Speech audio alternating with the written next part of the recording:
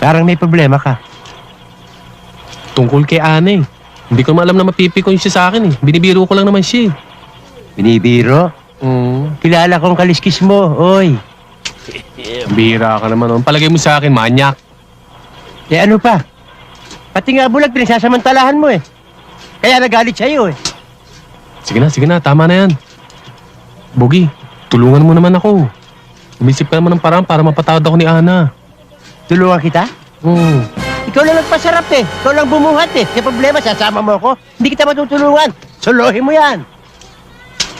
Bahala ka sa buhay mo. Ginusto mo yan eh. Nagpasarap ka eh. Ngayon dadamay mo ako sa hirap. Kalokohan yan. Solohin mo. Hindi kita tutulungan. Ikaw mag-isa. Tandaan mo, ikaw mag-isa maghirap. Pambihira naman buhay ito. Sino kayang tutulong sa akin iba? Ikaw naman oh. Sino ba naman ang tutulong sa'yo kundi ako? Tayo lang ang magkasangka eh. Naintindihan mo ba?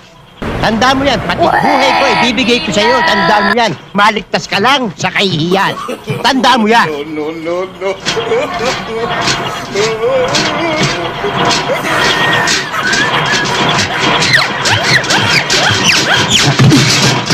Lang yung ventilador yan. Imbis na pag ganon.